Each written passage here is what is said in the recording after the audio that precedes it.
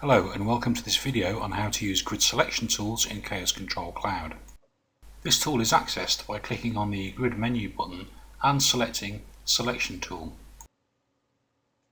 This dialog enables you to use various criteria to make selections from the grid. If, for example, I wanted to select 50% of the entries in the grid, say for a marketing sample for instance, I could enter 50% in the percent of grid box. I can then select how the sample is to be chosen. In this case, I'm going to select evenly spaced.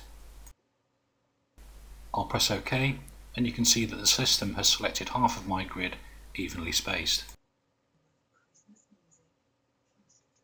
Going back to the dialog, I can now select Step Selection, which will advance the selection made by one row.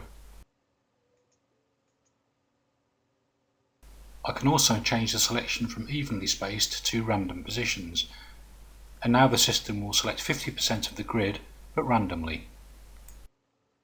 It's worth experimenting with the different selection options to see what works best for you. Thanks for watching.